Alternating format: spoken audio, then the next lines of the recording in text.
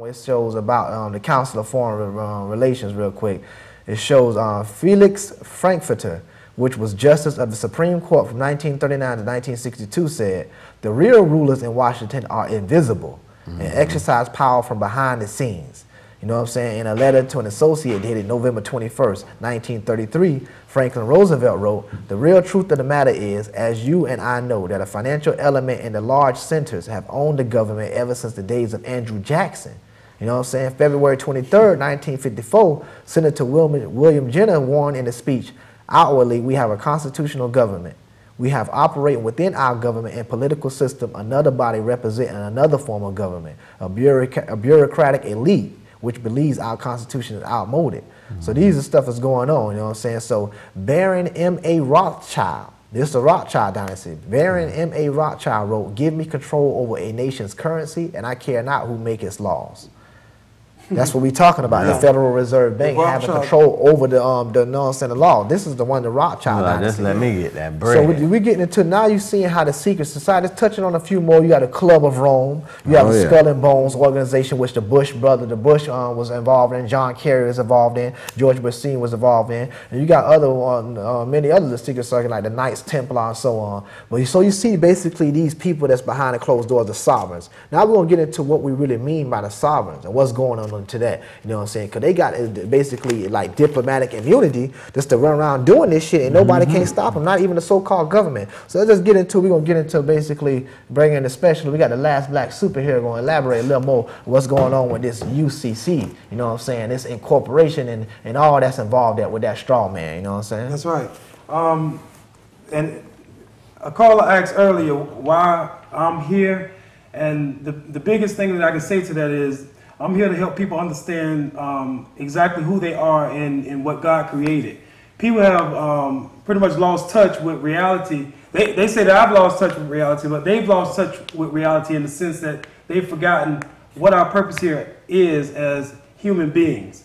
And the government knows this as well, and that's why you have natural and artificial persons. You understand? And I'm not going too deep, but I need you to make that distinction before we go any further, because that's what we're talking about. What we're talking about is real people like myself, like my two brothers right here who can help me lift something, help us put together a show, versus corporations or corporate buildings that don't move, that don't eat, but that employ people that make decisions on your life. And that's the biggest sin that's occurring right now in this country, is because we're not living our lives for our Creator, which we were endowed with the gifts that we have and purpose to live for, but we're living our lives for these same corporations that we're talking about. This is it even boils down to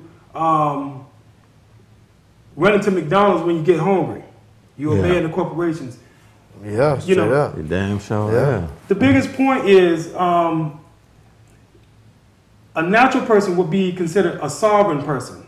And that's a real live flesh and blood human being, versus an artificial person, which is a person that has just as much rights as a natural person, but is a document in somebody's file cabinet, like McDonald's or the Bilderberg Group or the Council on Foreign Relations. And the power in that, such as the Bible would say, we started out the show showing you exactly how this all ties back into Revelations, the present day that we're in, and exactly what's going on. And such as the Bible says in itself, where two or more touch and agree on any one thing, it shall be done. You understand? So the only way that you can make an incorporation or a corporation, such as what we're talking about, is for two people to touch and agree on one thing. And once you do that, you create a whole nother person. You see, and the biggest thing about corporations is that person is not you. It can do what it wants to do, but the only thing it can't do is what you don't tell it to do. So somebody controls that.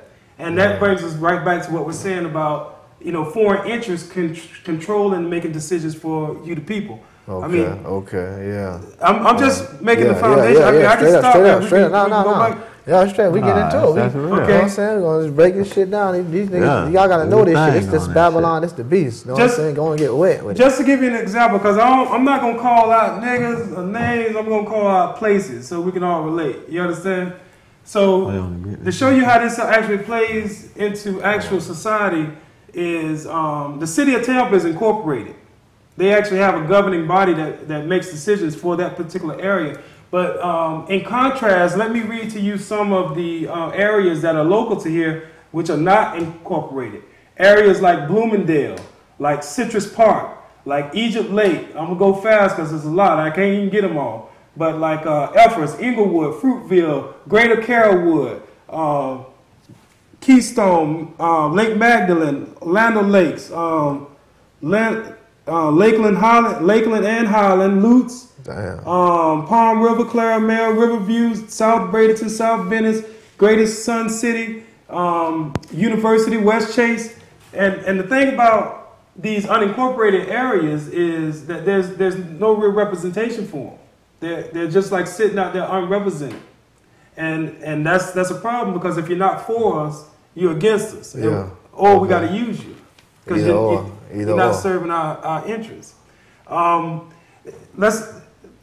It's a lot of information, so you got to forgive me if it seems like I'm fragmenting things, but walk with me and it'll make sense in the end.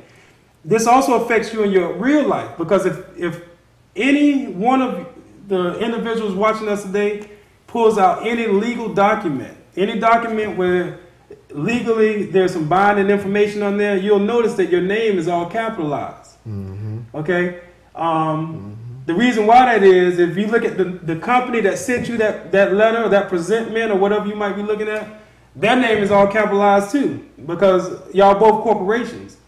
You see? And what you don't realize is, you say, well, I'm not a corporation, I'm just a person. Yeah, you are, you're a natural person, but when you were born, your mom signed a little certificate that had your name all capitalized, saying that that's you. And then they took your footprint and your palm print too, and they shipped it off. You understand? And right there, they formed an unincorporated corporation that is going to be governed and managed by its guardians, which doesn't necessarily have to be your parents. So what you're saying is, like, I noticed that shit, like, on all, like, your driver's license, your social security card, all my bills, like when they see shit like from the DMV, or your letters being, your shit being all capital letters. So you saying like that really ain't you. That's that incorporation. Well, that's a nest between the natural person you was talking about and the corporation. That's a trick to it. It's not you if you don't agree to it being you. It can be you. It can be you. Because you can be anything. You can agree in America.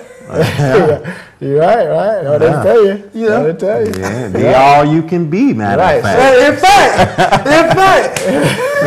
Let's be all we can be. Be all you can Even be. on TV. So like you say, it's a corporation, but you have to agree to that being that. That's right. That's the division you was talking between the natural person.